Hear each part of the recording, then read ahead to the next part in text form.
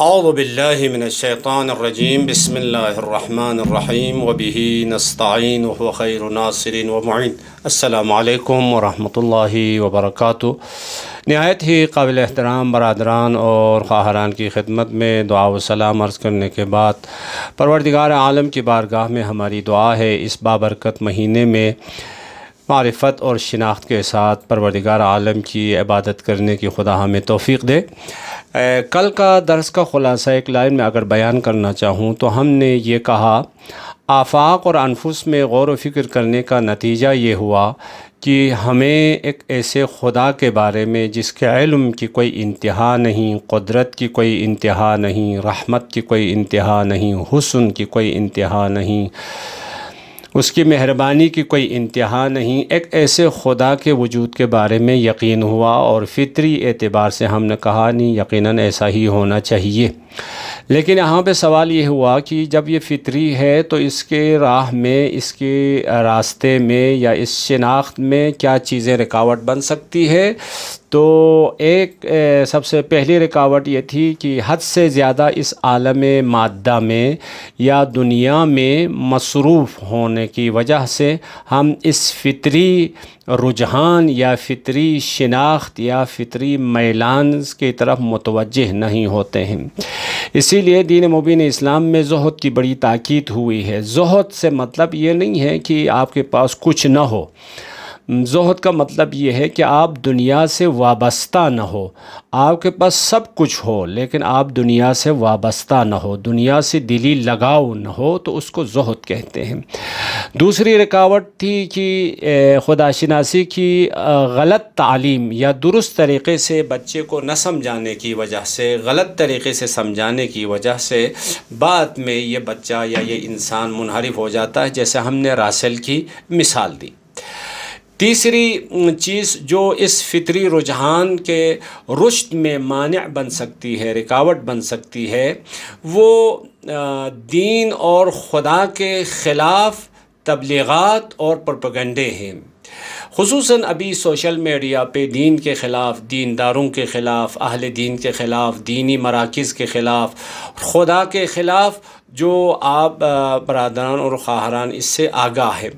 ظاہر سی بات ہے انسان کے ذہن میں مختلف قسم کے پروپیگنڈے اور مختلف قسم کی تبلیغات اور مختلف قسم کی مشہوریاں اور مختلف قسم کے اشکالات اور شبہات جب آتے رہتے ہیں تو ان شبہات و اشکالات کا نتیجہ جب آپ کو بروقت اگر جواب نہ ملے، بس آپ کے ذہن میں ایک شبہ ہوتا ہے، ایک سوال ہوتا ہے، اگر بروقت جواب نہ ملے تو آہستہ آہستہ یہ آپ کے ایمان پر، آپ کے عقیدے پر اثر کرتا ہے اور ایمان اور عقیدہ کمزور ہوتا ہوتا ہوتا چلا جاتا ہے، آخر میں انسان منحرف ہو جاتا ہے۔ لذا خواہران اور برادران کی خدمت میں ہماری یہ التماس ہے، جب بھی آپ کے ذہن میں کوئی سوال آ جائے، کوئی شبہ آ جائے تو اس کو ادھر رہنے نہ دیں، بلکہ فوراً اس کو حل کرنے کی کوشش کریں۔ اگر شبہ انسان کے ذہن میں رہے گا تو اس پانی کی طرح ہے جو کسی لوہے پہ پڑتا ہے، اگر جلدی اس کو خشک نہ کرے تو آہستہ آہستہ یہ زنگ میں تبدیل ہو جاتا ہے اور لوہا خراب ہو جاتا ہے۔ تو شبہات، اشکالات، اس قسم کی چیزیں آنے کی وجہ سے انسان اس فطری رجحان کی طرف متوجہ نہیں ہوتا ہے۔ چوتھی چیز جو مانع اور رکاوٹ بن سکتی ہے وہ خواہشات نفسانی کی پیروی اور برتری جوئی ہے، یعنی اپنے آپ کو بڑا سمجھنا، تکبر کی وجہ سے، اپنے آپ کی خود بینی کی وجہ سے، خود برتر بینی کی وجہ سے وہ خدا کو نہیں مانتا ہے یا دین کو نہیں مانتا ہے۔ جیسا کہ قرآن میں یہ آیت ہمیں ملتی ہے کہ فرعون کے بارے میں وَجَحَدُوا بِهَا وَاسْتَيْقَنَتْهَا أَنفُسُهُمْ ظُلْمًا وَعُلُوًّا فَانظُرْ كَيْفَ كَانَ عَاقِبَةُ الْمُفْسِدِينَ، یعنی انسان جب خواہشات نفسانی اور غرائز، جیسے کہ ابتدائی کلاس میں ہم نے کہا تھا، غرائز، غریزہ یعنی انسان کے جسم اور طبیعت کے لوازم ہے، یعنی طبیعت کے تقاضے، انسان کے جسم کے تقاضے ہیں۔ جسم کا ایک تقاضا یہ ہے کہ جہاں سے ملے، جب ملے آپ کھاتے رہیں، پیتے رہیں اور آپ کے جنسی خواہشات کو، جسم کا تقاضا ہے۔ جب ہم غرائز کو فطری امور پر مقدم کریں گے. اگر آپ کو یاد ہو پہلے درس یا دوسرے درس میں کسی برادر نے گروپ میں سوال بھی کیا تھا، اس سوال کا جواب یہ تھا، جب ہم عملی زندگی میں غرائز کو یعنی طبیعت کے تقاضوں کو، جسم کی خواہشات کو اور جسم کے لوازمات کو روح کے تقاضے اور روح کی خواہشات اور روح کی ضروریات پر مقدم کریں گے، اس کو آگے کریں گے، تو اس کا نتیجہ یہ ہوتا ہے کہ انسان سیدھی راہ سے اور سیدھے راستے سے صراط مستقیم سے پھسل جاتا ہے. جیسا کہ قرآن میں یہ آیت ہمیں ملتی ہے، بل یرید الانسان لیفجر امامہ. بہت سارے اہل علم خدا کا انکار کرتے ہیں. کیوں انکار کرتے ہیں؟ آپ اگر ان کی تحقیق کریں گے، آپ ان کی تاریخ اور ان کی زندگی کا مطالعہ کریں گے تو یہ بات آپ کے لیے واضح ہو جائے گی. ایک نفسیاتی سائیکولوجی ایک مشکل ہوتی ہے، وہ یہ ہے خدا کو مانیں گے تو خدا کی ماننا پڑتا ہے. ہاں، خدا کو مانیں گے تو خدا کی ماننا پڑتا ہے، لذا بہتر یہ ہے کہ نعوذ باللہ خدا کا ہی انکار کریں. یعنی دیکھیں، مطلب یہ ہے کہ جب کسی کو مانیں گے تو کسی کی ماننے کی بات آ جاتی ہے، خدا کو ماننے کے بعد پھر خدا کی اطاعت کی نوبت خود بخود آ جاتی ہے. تو ہم اپنی خواہشات نفسانی کی، نفس جو کہ بے لگام ہے، یعنی خواہشات نفسانی کی پیروی نہیں کر سکیں گے. بس خواہشات نفسانی کی ماننے کی خاطر خدا کا انکار کرتے ہیں. جیسا کہ یہ آیت ہمیں قرآن میں ملتی ہے، وَلَا تَكُونُوا كَالَّذِينَ نَسُوا اللَّهَ فَأَنسَاهُمْ أَنفُسَهُمْ أُولَٰئِكَ هُمُ الْفَاسِقُونَ. خب یہ کچھ موانع تھے، ان موانع کی طرف بھی توجہ کرنا ضروری ہے. ہم اپنی زندگی میں، ہر انسان اپنی زندگی میں دیکھیں میری زندگی میں کون سی رکاوٹ اور کون سا مانع ہے. پہلا والا ہے دوسرا والا مانع ہے یا تبلیغات اور پروپیگنڈے کی وجہ سے میں متاثر ہوں، یا اپنے خواہشات نفسانی کی وجہ سے میں ایمان اور عقیدے میں کمزور ہوں. کس رکاوٹ کی وجہ سے میری زندگی میں مشکل ہے، خود انسان بہتر جانتا ہے. خلاصہ کلام آج تک کہ ہم نے جو گفتگو کی، اس گفتگو کا خلاصہ یہ ہے کہ ہم اس کائنات اور انسان میں غور و فکر کرنے کے نتیجے میں یہاں تک پہنچے، ایک ایسا اللہ جس کا وجود لامحدود ہے، اس کی ذات لامتناہی ہے، اس کی صفات لامتناہی ہے، اس کے افعال کی کوئی حدود نہیں ہے. یہ حسن و جمال کا بے کران سرچشمہ ہے، علم و حکمت کا لامتناہی سرچشمہ ہے، قدرت و غلبہ کا بے انتہا منبع ہے، انتظام و تدبیر کا لامتناہی مصدر ہے، لطف و عنایت کا لامتناہی مصدر ہے، مہر و محبت کا معدن ہے، زندگی، آزادی، بے نیازی اور ثروت کا معدن ہے.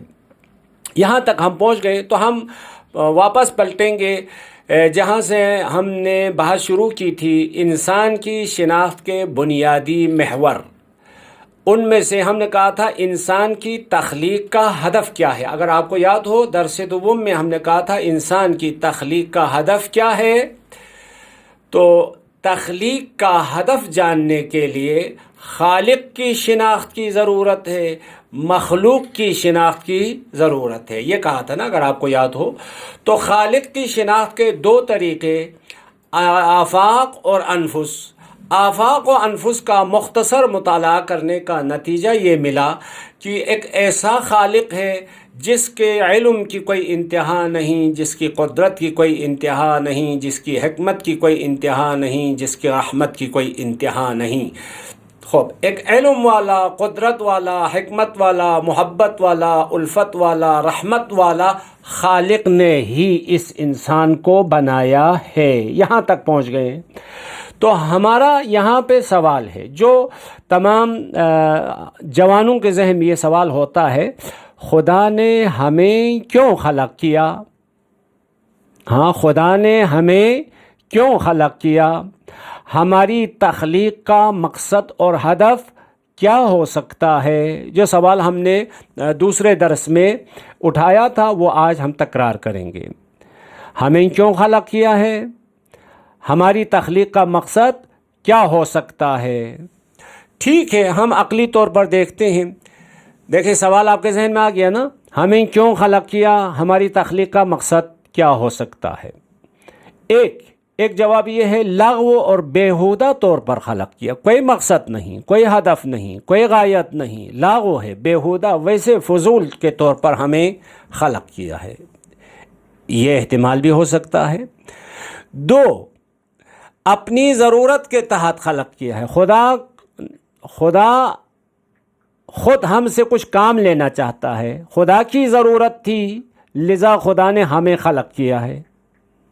یاد رکھیں، ہاں، کیونکہ انسان کے لیے خالق کا ہونا ہم نے پہلے بحث کی نا، انسان ویسے وجود میں نہیں آ سکتا، اس کے لیے ایک خالق ہے، ایک خدا ہے، اس خالق کے قدرت کی کوئی انتہا نہیں، علم کی کوئی انتہا نہیں، رحمت کی کوئی انتہا نہیں، حکمت کی کوئی انتہا نہیں، یہ تفصیلی گفتگو ہو گئی ہے۔ تو ہمیں کیوں خلق کیا، تو کوئی یہ جواب دے سکتا ہے، لاغو، بیہودہ، فضول، بے مقصد ہمیں خلق کیا ہے، یہ بھی ہو سکتا ہے۔ دوسرا جواب یہ ہوتا ہے، نہیں، مقصد ہے، وہ مقصد کیا ہے، خود خدا کا اپنی ضرورت کے تحت ہمیں خلق کیا ہے، ورنہ ہمیں کوئی فائدہ نہیں۔ تیسرا، اپنی رحمت واسعہ کی وجہ سے ہمیں خلق کیا ہے، یہ بھی ہو سکتا ہے۔ بس دیکھیں، 3 قسم کے جواب ممکن ہے۔ پہلا جواب یہ ہے، بیہودہ، فضول، لاغو، کوئی مقصد نہیں ہماری زندگی اور ہماری تخلیق کا۔ دوسرا جواب یہ تھا، خدا کی اپنی ضرورت ہے، نعوذ باللہ، خدا کی ضرورت ہے، اس وجہ سے ہمیں خلق کیا۔ جس طرح ہم دیکھیں کھانا کھاتے ہیں، بہت سارے کام کرتے ہیں، گھر بناتے ہیں، ہم گھر سے یہ پوچھیں، ہاں آپ نے گھر بنایا ہے نا، گھر سے یہ پوچھیں، اے گھر تمہیں کیوں بنایا ہے، تو گھر یہ کہا ہمارے مالک مکان کی اپنی ضرورت تھی۔ ہم کھانا کھاتے ہیں، کھانے سے ہم یہ پوچھیں کہ تمہیں کھایا کیوں جا رہا ہے، تو کھانے والے کی اپنی ضرورت ہے۔ دیکھیں، فاعل کی ضرورت ہے، بنانے والے کی ضرورت کی وجہ سے یہ فعل اور یہ کام انجام پا رہا ہے۔ تیسرا جواب یہ تھا کہ نہیں، اپنی رحمت واسعہ کی وجہ سے بنایا ہے۔ اور یہ رحمت واسعہ کیا چیز ہوتی ہے، اس کے بارے میں تھوڑی سی ہم گفتگو کریں گے انشاءاللہ۔ دیکھیں، 3 قسم کے جواب ممکن ہو گئے، ہر جواب کے بارے میں ہم تھوڑا سا ٹھہر کے گفتگو کریں گے۔ سب سے پہلا جواب یہ تھا کہ ہمیں بنایا ہے لاغو، بیہودہ، فضول، ویسے کوئی مقصد نہیں، خواہ مخواہ ہمیں بنایا ہے، یہ ہو سکتا ہے۔ آئے یہ ممکن ہے؟ تو یہ عقلاً و نقلاً ممکن نہیں ہے، فطرتاً ممکن نہیں ہے، کیونکہ اب تک ہم نے آفاق و انفس میں غور و فکر کرنے کے بعد یہ نتیجہ ہمیں ملا تھا، ہمیں ایک خدائے حکیم، ایک ایسا اللہ جس کی حکمت کی کوئی انتہا نہیں، جس کے علم کی کوئی انتہا نہیں، اس نے ہمیں بنایا ہے۔ حکیم وہ ہوتا ہے، البتہ وہ ہمارے اردو والا حکیم نہیں ہے جس کو ہم ہومیوپیتھک کے حکیم کہتے ہیں، وہ نہیں۔ قرآن میں اور عربی زبان میں حکیم یعنی حکمت سے مطلب یہ ہے، یعنی حکیم وہ ذات یا وہ وجود، وہ موجود جس کے کام میں مقصد ہو، جس کے کام میں مقصد ہو، ہدف ہو، کسی ہدف کے خاطر، مقصد کے خاطر کوئی کام انجام دے تو اس کو کہتے ہیں یہ کام حکیمانہ۔ اب تک کے ہم گفتگو کا نتیجہ یہ تھا کہ خدا کی حکمت کی کوئی انتہا نہیں، بس ایک ایسا خدا جو حکیم علی الاطلاق ہے، جو سراسر حکمت پہ مشتمل ہے، اس کے ہر کام میں حکمت ہوگی، ہر کام میں مقصد ہوگا، ہدف ہوگا۔ تو اس کا ایک کام یہی انسان کو بنانا بھی ہے، بس انسان کی تخلیق میں بھی ہدف ہوگا۔ ہاں، ہدف کیا ہے ہمیں معلوم نہیں، وہ الگ بات ہے، ہدف کا ہونا یقینی ہے۔ ہم قسم کھا سکتے ہیں واللہ باللہ انسان کی تخلیق میں ہدف ہے، لیکن ہدف کیا ہے فعلاً ہمیں پتہ نہیں، یہ الگ بات ہے۔ ہمیں پتہ ہے یا نہیں یہ الگ بات۔ آپ کے سامنے لیپ ٹاپ ہے، پڑا ہوا ہے، آف ہے، پھر آپ کہتے ہیں اس لیپ ٹاپ کا بنانے کا مقصد کیا ہے، تو ٹھیک ہے، اس لیپ ٹاپ کا ایک مقصد تو ہوتا ہے، لیکن لیپ ٹاپ کس چیز کے لیے استعمال ہوتا ہے، ہاں اس کا مقصد کیا ہے، اس کی مقصد تخلیق کیا ہے، وہ ہمیں معلوم نہیں. ہمیں معلوم نہ ہونا الگ ہے، خود اس کے لیے مقصد ہونا اور نہ ہونا یہ الگ بحث ہے. پھر ہم قرآن کی طرف رجوع کرتے ہیں تو قرآن میں تقریباً 90 بار خدا کے لیے حکیم کا کلمہ استعمال کیا ہے. مثلا ان اللہ عزیز حکیم یا واللہ علیم حکیم، ولولا فضل اللہ علیکم ورحمتہ ان اللہ تواب حکیم. حکیم حکیم حکیم حکیم کی صفت یعنی خدا کے لیے یہ 90 بار قرآن میں ذکر ہو گئی. یہ صفت یعنی خدا کا ہر کام حکیمانہ ہے، خدا کا ہر فعل اور ہر عمل ہر کام میں مقصد ہوتا ہے. جیسا کہ سورہ دخان آیت نمبر 38 میں ارشاد ہوتا ہے وَمَا خَلَقْنَا السَّمَاوَاتِ وَالْأَرْضَ وَمَا بَيْنَهُمَا لَاعِبِينَ. خود قرآن کہہ رہا ہے، خود خدا کہہ رہا ہے ہم نے آسمانوں 7 آسمان ہم نے پڑھ لیے ہیں، ہم نے آسمانوں اور زمین کو خلق نہیں کیا. خوب آسمان و زمین، وما بینہما آسمان و زمین کے درمیان جو کچھ ہے، خوب آسمان و زمین کے درمیان جو کچھ ہے اس میں سے ہم بھی ہیں نا انسان. بس خدا یہ کہنا چاہتا ہے تمام آسمانوں اور زمین و آسمان کے درمیان ہر چیز اس میں سے انسان بھی ہے.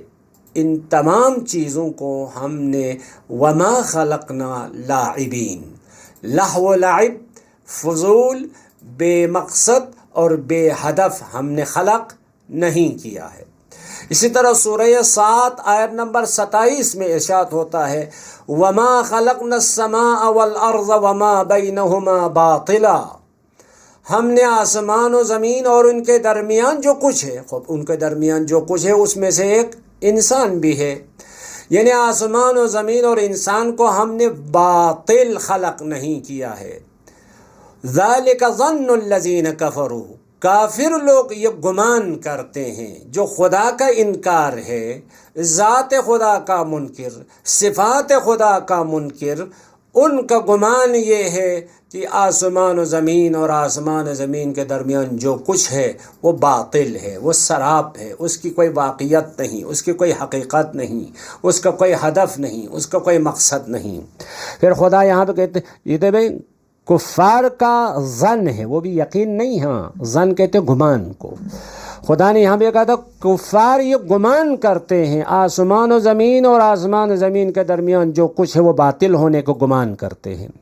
فویل للذین کفروا من النار، ویل ہو، افسوس ہو، یعنی مرا افسوس ہو یعنی ان کا عقل ہونے کے باوجود اتنی سی بات سمجھ میں نہیں آتی. جیسے ہم نے تفصیلی گفتگو کی کل، ہم نے کہا تھا ایک گڑیا اگر ہم خرید کے لے کے آئیں تو اس گڑیا کے لیے کوئی آپ کہیں یہ گڑیا ویسے ارتقاء کے نتیجے میں وجود میں آ گئی ہے یا بگ بینگ کے نتیجے میں یہ گڑیا وجود میں آ گئی ہے تو آپ ہماری عقل پہ ہنستے ہیں، آپ مذاق کرتے ہیں. یہ کیا مذاق کر رہے ہیں آپ؟ ایک پلاسٹک کی گڑیا ارتقاء کی وجہ سے، ایولیوشن کی وجہ سے، بگ بینگ کی وجہ سے وجود میں نہیں آ سکتی ہے. اتنا خوبصورت انسان، اتنا با کمال انسان ویسے وجود میں آیا ہے. یہ تو بہت ہی افسوس کی بات ہے. ویلن وائے ہو.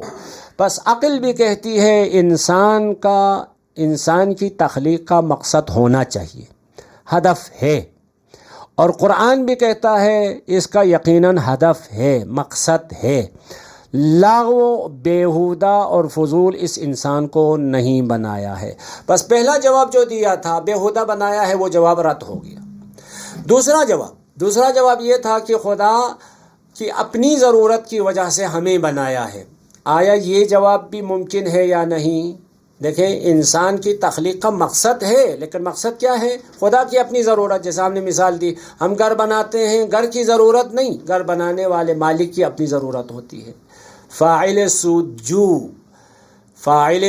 سودجو ایک ایسا فاعل ہوتا ہے جو ہمیشہ کمانا چاہتا ہے اپنے فائدے کی وجہ سے، خودخواہی کی وجہ سے. ہم سب یہی ہے، ہم کام کرتے ہیں، کیوں کام کرتے ہیں؟ کمانے کے لیے، خود کے فائدے کے لیے، خود کھانے کے لیے. تو آیا خدا نے ہمیں بنایا ہے، نعوذ باللہ خدا کی اپنی کوئی ضرورت تھی، یا خدا ہماری طرح محتاج تھے جس طرح ہم گھر کی طرف محتاج تھے تو ہم نے گھر بنایا؟ تو آیا خدا ہماری طرف محتاج ہے؟ ہاں خدا کی کوئی ضرورت ہے تو یہ بھی غلط ہے، یہ عقلاً بھی غلط ہے، نقلاً بھی غلط ہے۔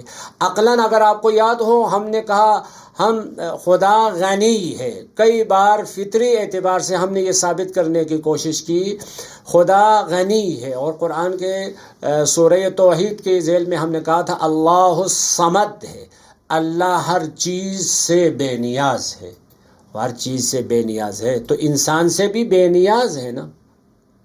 ہم نے خدا کے بارے میں کہا تھا خدا غنی ہے، بے نیاز ہے، کسی چیز کی طرف محتاج نہیں، اور کسی چیز کی طرف محتاج نہیں تو انسان کی طرف بھی محتاج نہیں۔ پھر انسان کیوں بنایا ہے؟ جیسے کہ مولا امیر علیہ السلام کا فرمان ہے خطبہ متقین میں نہج البلاغہ میں، اما بعد فإن اللہ سبحانہ وتعالی خلق الخلق حین خلقهم غنیا عن طاعتهم۔ پروردگار عالم نے مخلوقات کی تخلیق کا آغاز کیا حین خلقہم، جب ان مخلوقات کو خلق کر رہا تھا تو غنیا عن طاعتہم، خدا کو کسی کی اطاعت کی ضرورت نہیں، ہر انسان کی اطاعت سے بے نیاز ہے۔ یعنی تمام انسان آدم سے لے کر صبح قیامت تک ہر انسان خدا کی معصیت کرے تو خدا کی کبریائی پر کوئی آنچ نہیں آئے گی، کوئی دبا نہیں پڑے گا، یعنی خدا کو ہماری اطاعت کی ضرورت نہیں۔ آمنا من معصیتہم، یعنی ان کی معصیت، ان کی سرکشی سے خدا امن میں ہے۔ دیکھیں ابھی بھی ہم سب مل کے نعوذ باللہ خدا کی معصیت کریں تو خدا کا کیا نقصان ہوگا؟ کوئی نقصان نہیں۔ خود کہہ رہے مولا امیر علیہ السلام لأنہ لا تضرہ معصیت من عصا، کسی گناہ کرنے والے کا گناہ، کسی معصیت کرنے والے کی معصیت خدا کے لیے کوئی ذرہ برابر نقصان نہیں دے سکتی۔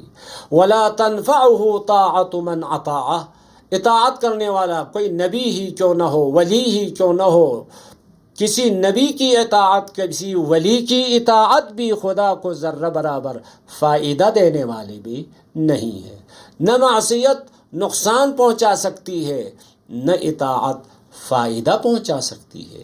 یعنی خدا ہماری اطاعت کی ضرورت ہو یا ہماری معصیت سے نعوذ باللہ خدا کے لیے کوئی مسئلہ بنتا ہو، ایسا نہیں ہے۔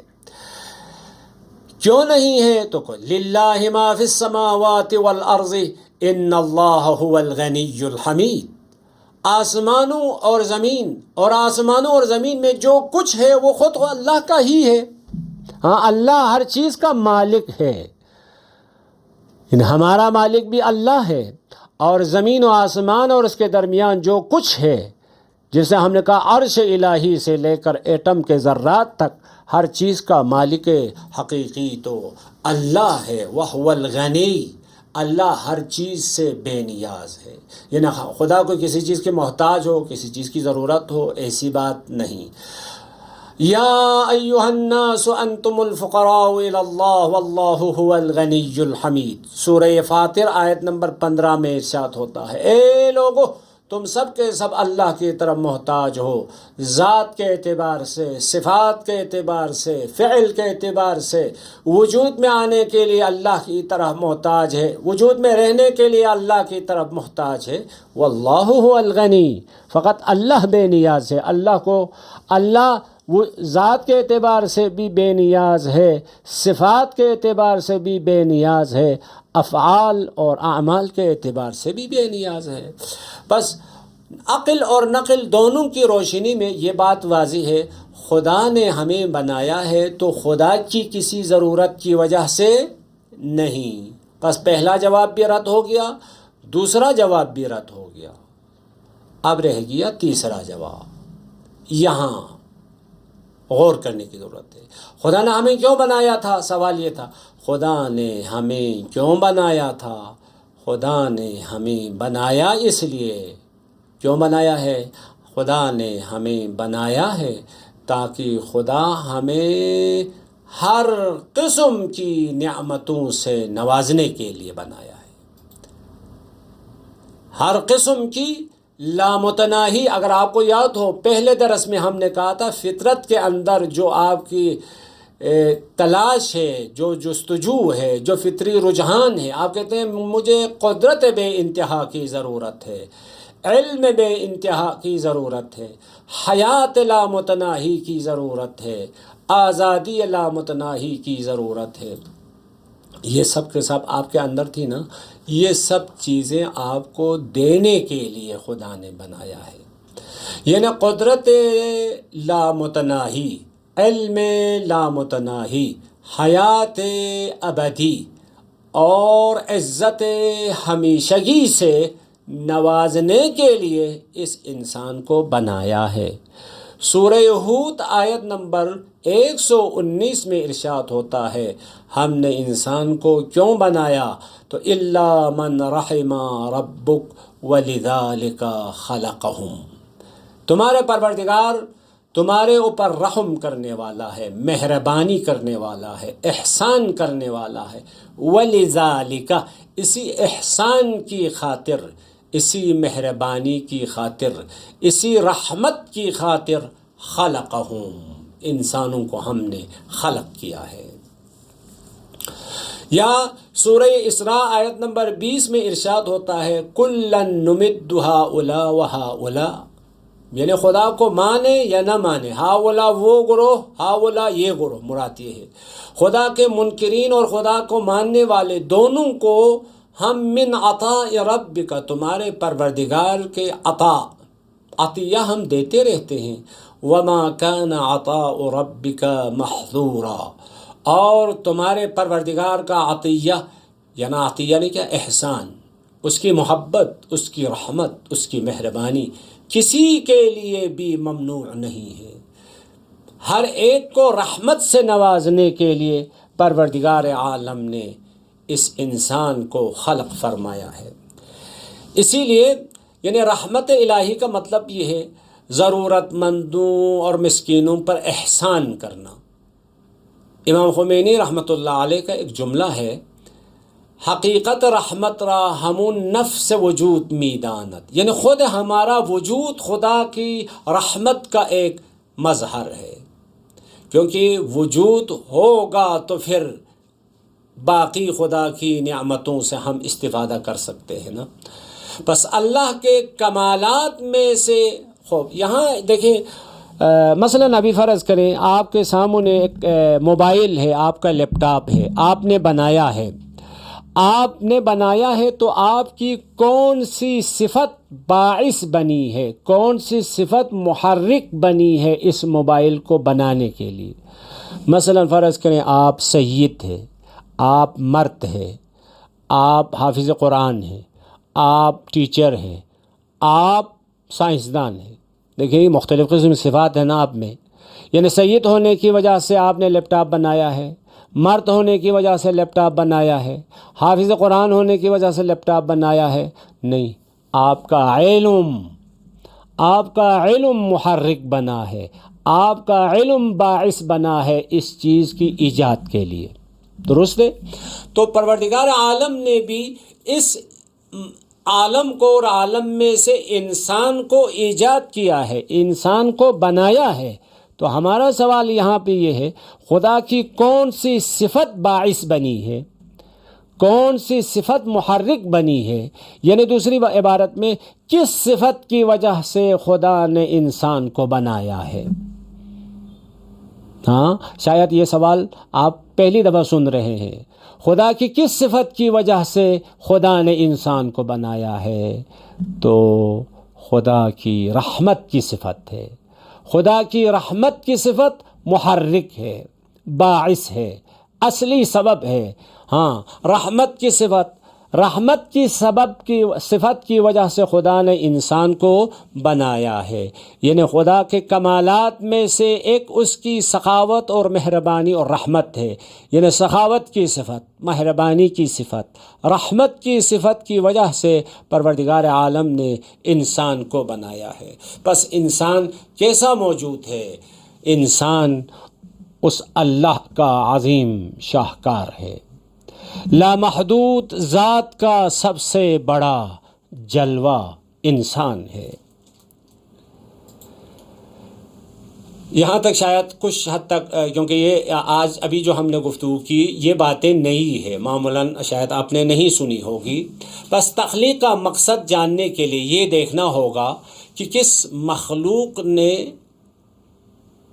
اس مخلوق کو تخلیق کی ہے. تو قرآن کہتے ہیں کان بالمؤمنین رحیما واللہ الہ کل شیء الرحمن بجمیع خلقہ الرحیم بالمؤمنین خاصہ. دیکھیں تمام مخلوقات ایجاد کرنے کے لیے جو صفت باعث بنی ہے، جو صفت محرک بنی ہے، جس صفت کی وجہ سے پروردگار عالم نے تخلیق کا آغاز کیا، وہ صفت ہے خدا کی رحمانیت کی صفت ہے، مہربانی کی صفت ہے. بس اس انسان کو ایسا انسان بنایا ہے جس میں لامتناہی آرزو ہے. پہلے درس یا دوسرے درس ابھی فعلاً میرے ذہن میں نہیں ہے، میں نے وہاں پہ بتایا تھا. بس اللہ نے انسان کی تخلیق کی تاکہ ہر چیز یعنی ہر نعمت اس سے عطا کرے. اس نے انسان کی تخلیق کی تاکہ اسے اپنا جیسا بنائے. وہ انسان کو اپنا سب خوب. یہاں پہ سوال یہ ہوتا ہے یعنی انسان کو بنایا ہے، کیوں بنایا ہے؟ خدا اپنی ہر قسم کی نعمت اس کو عطا کرنے کے لیے، ہر قسم کی نعمت سے نوازنے کے لیے اس انسان کو بنایا ہے. یہاں ممکن ہے کسی بچے کے ذہن میں، کسی جوان کے ذہن میں یہ سوال آ جائے خدا اصلاً سب کچھ کیوں دینا چاہتا ہے؟ وہ انسان کو اپنا سب کچھ کیوں دینا چاہتا ہے؟ کوئی اس طرح سے سوال کرے. یا وہ اسے اپنے جیسا کیوں بنانا چاہتا ہے؟ تو اس کا جواب یہ ہے کیونکہ وہ بہت بہت بہت مہربان ہے، وہ رحمان و رحیم ہے. دیکھیں کسی پر احسان کرتے ہیں تو سوال نہیں ہوتا. مثلا آپ کسی پہ احسان کریں، اپنے محلے میں، اپنے ہمسائے میں کسی پہ احسان کریں تو احسان کرنے کے لیے پہلے پوچھا نہیں جاتا میں آپ پر احسان کروں یا نہ کروں. مثلا ابھی آپ گھر میں ہیں، ماہ مبارکہ رمضان ہے، اپنے ہمسائے کے حق میں دعائے خیر کریں. اب یہ ایک قسم کا احسان ہے نا. تو پہلے آپ پوچھتے نہیں کہ میں تمہارے حق میں دعا کروں یا نہ کروں. آپ احسان کرنا چاہتے ہیں، دعا کر لیں. ٹھیک. آپ اس کی کوئی خدمت کرنا چاہتے ہیں، خدمت کر لیں، پوچھنے کی ضرورت نہیں ہے. تو اسی طرح خدا بہت بہت بہت مہربان ہے. تو مہربانی کا تقاضا، رحمت کا تقاضا یہ ہے کہ انسان کو سب کچھ دینا چاہتا ہے. انسان کیا ہے؟ تو انسان بے انتہا وسعت کا حامل موجود ہے. انسان ایک ابدی موجود ہے. انسان کیا ہے؟ جیسے اگر آپ کو یاد ہو ہم نے مغرب کے مفکرین کے نظر میں کہا تھا انسان ایک فنا پذیر موجود ہے، انسان ختم ہونے والا ہے. ہم کہتے نہیں، انسان ایک ابدی موجود ہے.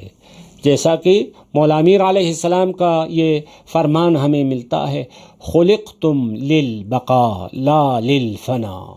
تم لوگوں کو بنایا گیا ہے باقی رہنے کے لیے، ہمیشہ رہنے کے لیے، نہ فنا ہونے کے لیے، ختم ہونے کے لیے. ہاں کہاں پہ باقی رہنا ہے یہ بات الگ ہے. ہم اشتباہاً جس طرح ایک بچہ شکم مادر میں ہمیشہ رہنا چاہتا ہے جبکہ شکم میں ماں کے پیٹ میں یہ گنجائش نہیں ہے. ٹھیک ہے، مثلا ایک بچہ یہ کہے نہیں میں نے ہمیشہ ادھر شکم مادر میں ہی رہنا ہے، خود ماں کے پیٹ میں رہنا ہے. تو اب شکم مادر ٹھیک ہے، تمہاری آرزو اپنی جگہ پر درست، ہمیشہ رہنا چاہتا ہے، لیکن ماں کے پیٹ میں یہ گنجائش نہیں ہے، تمہیں دنیا میں نکلنا پڑے گا. مثلا ایک بچہ یہ کہ میں نے 70 سال شکم مادر میں رہنا ہے. خب شکم 70 سال رہنے کے لیے وہ شکم آمادہ نہیں ہے، وہ شکم تیار نہیں ہے، اس میں گنجائش نہیں ہے. 70 سال رہنے کے لیے تمہیں کہاں جانا پڑے گا؟ دنیا میں اترنا پڑے گا. تو اسی طرح اس انسان نے ہمیشہ رہنا ہے اور ہمیشہ رہنے کی آرزو بھی اس کی فطرت کا حصہ ہے، تمنا بھی ہے. لیکن کہاں پہ ہمیشہ رہنا ہے؟ اس عالم میں جس نے فنا ہونا ہے. اس عالم جس نے خود فنا ہونا ہے اس میں آپ ہمیشہ رہنا چاہیں تو یہ تو ہو ہی نہیں سکتا نا۔ وہ عالم جو خود محدود ہے، ایک محدود عالم میں، ایک محدود برتن میں، ایک محدود ظرف میں آپ لامحدود آرزو کریں تو یہ تو آپس میں بنتا نہیں ہے نا۔ مثلا آپ کے پاس ایک گلاس ہے، ایک گلاس ہے تو آپ اس میں کہ 1 لیٹر کا پانی ہونا چاہیے۔ خب 1 لیٹر کا پانی اپنی جگہ پر آپ کی ضرورت ہے، لیکن گلاس میں گنجائش نہیں۔ تو اسی طرح انسان کی وہ فطری آرزو میں نے ہمیشہ رہنا ہے، لیکن ابھی بھی ایک لمحے کے لیے ہم سب اپنے گریبان میں دیکھیں، آیا آپ فنا ہونے کو چاہتے ہیں یا باقی رہنا چاہتے ہیں؟ باقی کتنے سال؟ ہمیشہ نا۔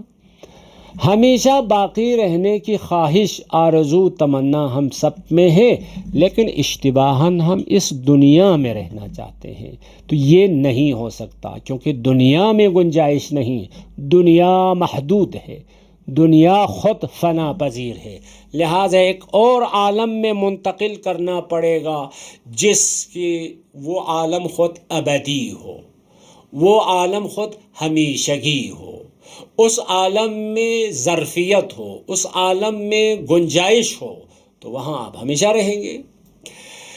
ٹھیک ہے، پس انسان کیا ہے؟ تو انسان ایسا موجود جو بے نہایت صفات دریافت کرنے کی صلاحیت رکھتا ہے۔ انسان یعنی کثیر استعداد کا مالک ہے۔ انسان کیا ہے؟ انسان اللہ کی برترین تجلی کا نام ہے۔ انسان کیا ہے؟ بے انتہا مہربان اللہ کی مثل نہ بے انتہا مہربان اللہ کی مثل اعلیٰ کا نام ہے۔ وہ اللہ کون ہے؟ من الحی الذی لا یموت الی الحی الذی لا یموت، وہ اللہ جس کے لیے حیات ہی حیات ہے، اس کے لیے کبھی موت نہیں آئے گی۔ یہ انسان بھی ہمیشہ ہمیشہ ہمیشہ باقی رہنا ہے۔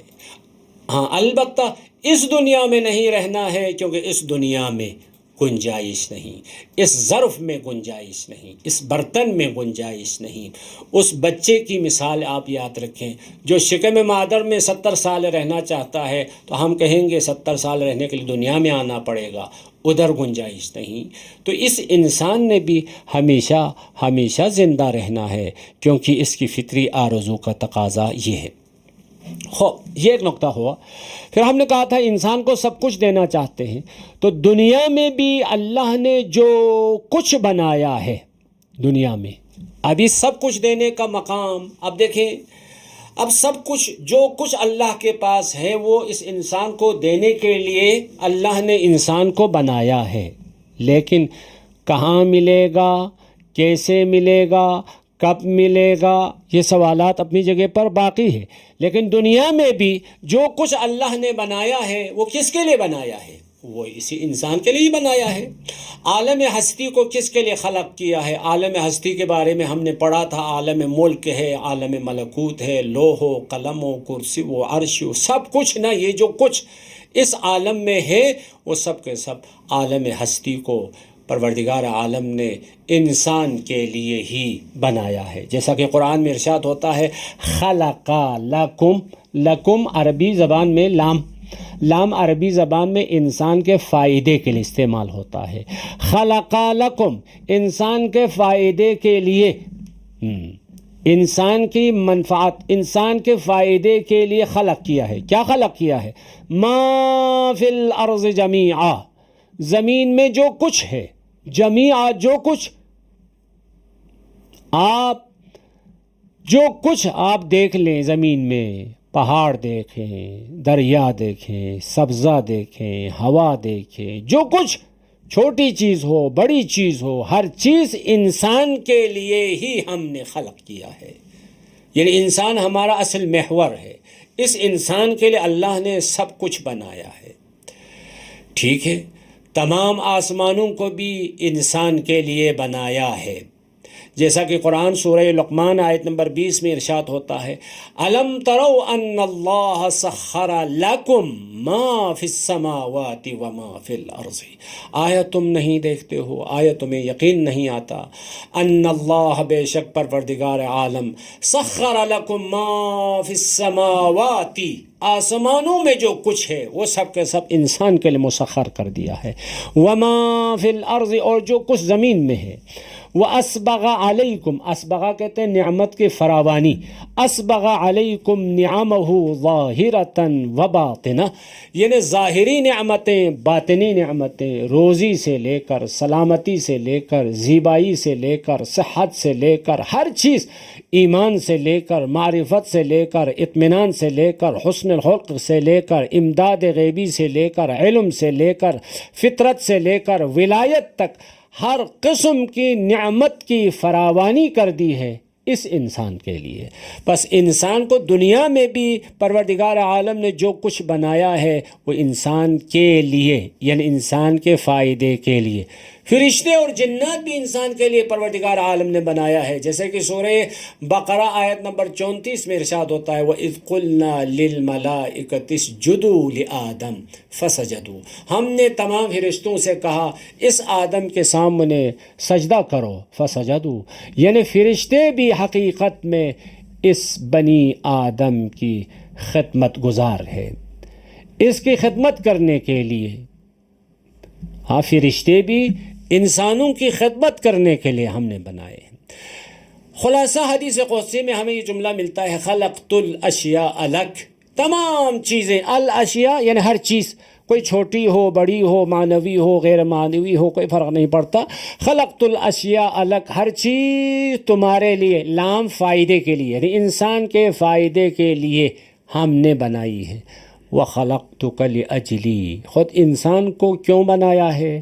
لِأَجْلِي، میں نے اپنے ذات کے لیے، یعنی اپنی ذات کے لیے، اپنی صفات سے اس کو، یعنی اپنی لامتناہی علم سے اس کو آراستہ کرنے کے لیے، لامتناہی قدرت سے اس کو آراستہ کرنے کے لیے، بے انتہا رحمت سے اس کو آراستہ کرنے کے لیے، بے انتہا حیات سے اس کو نوازنے کے لیے ہم نے اس کو بنایا ہے، تاکہ انسان اللہ والا بنے، یعنی اللہ والا، اللہ خود نہ بنے، ہاں اللہ بننے کی کوشش غلط ہے، اللہ والا، یا جس کو ہم کہتے ہیں خدائی، یا فارسی میں کہتے ہیں خدائی شدن، تاکہ یہ انسان اللہ والا بنے۔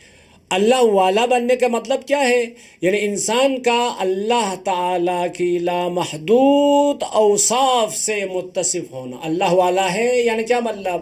خدا کی لامتناہی صفات کی یہ تجلی گاہ بنے، اسماء الحسنہ کا مظہر بننا، جیسے ہم انبیاء کے بارے میں کہتے ہیں نا، جیسے ائمہ کے بارے میں کہتے ہیں نا، مولا امیر علیہ السلام مظہر اسماء حسنہ ہے، وہی اللہ والا ہے، جس کو ہم دوسرے اردو میں بولیں تو اللہ والا کہتے ہیں، اسی کو عربی میں مظہر اسماء حسنہ کہتے ہیں۔ خب اسماء حسنہ کیا ہے؟ رحمت، خدا کی صفت ہے، یعنی مظہر رحمت مطلق، رحمت مطلق کا مظہر، علم مطلق کا مظہر، زیبائی مطلق کا مظہر، حیات مطلق کا مظہر، قدرت مطلق کا مظہر، آزادی مطلق کا مظہر، سلامت مطلق کا مظہر، حیا مطلق کا مظہر، صدق مطلق کا مظہر، عدل مطلق کا مظہر، حیات مظہر مطلق کا مظہر، یعنی اللہ کی تمام لامتناہی صفات کا حامل ہو سکتا ہے، مظہر بن سکتا ہے، بجز ازلیت اور استقلال۔ یہ بہت اہم نقطہ ہے۔ دیکھیں، ازلیت کی صفت اور استقلالیت کی صفت خالق کے ساتھ مختص ہے۔ کوئی بھی مخلوق، کوئی بھی ممکن الوجود ازلیت کی صفت سے متصف نہیں ہو سکتا، استقلالیت کی صفت سے متصف نہیں ہو سکتا۔ کیوں؟ اس لیے کیونکہ ازلیت خالق کی خصوصی صفت ہے، استقلالیت خالق کی خصوصی صفت ہے۔ ازلیت اور استقلال دونوں مخلوق کے لیے ناممکن ہے۔ مخلوق یعنی جس کی ابتدا ہو، ازلیت جس کی ابتدا نہ ہو، مخلوق جو کسی کی طرح محتاج ہو، استقلال جو کسی کی طرح محتاج نہ ہو۔ پس خدا کی ازلیت اور استقلالیت کی صفت کے علاوہ باقی تمام صفات کا مظہر بننے کے لیے پروردگار عالم نے اس انسان کو بنایا ہے۔ پس انسان میں موجود استعداد یعنی الہی بننا، جیسا کہ یعنی انسان فکان قاب قوسین او ادنا ثم دنا فتدلی۔ فارسی میں شعر ہے: ز احمد تا احد یک میم فرق اس، جہانی اندر این یک میم غرق اس۔ یعنی احد جو خدا کی صفت ہے، محمد خدا پیغمبر کی صفت ہے، ان دونوں میں ایک میم کا فرق ہے۔ اور فرق ہے کیا مطلب؟ یہ محمد ازلی نہیں ہے، یہ محمد مستقل نہیں ہے، لیکن خدا کی باقی صفات کا مظہر ہے۔ خدا ازلی بھی ہے اور مستقل بھی ہے۔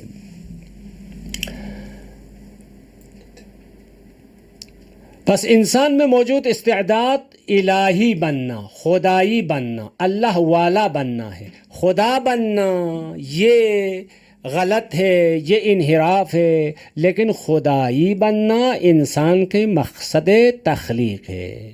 ہاں، انسان کا خدا بننے کی سوچ ذمہ داریوں سے بھاگنے کے لیے ہے، ورنہ اصل میں اب آج ہم یہاں مختصر اسی پہ اختتام کرتے ہیں۔ ہم کہتے ہیں انا للہ و انا الیہ راجعون، جیسا کہ مولانا روم کہتے ہیں ما ز بالائیم و بالا می رویم، ما ز دریائیم و دریا می رویم۔ ہم سب لامتناہی بننے کے لیے بنائے گئے ہیں اور ہم لامتناہی کی طرف بڑھتے جا رہے ہیں۔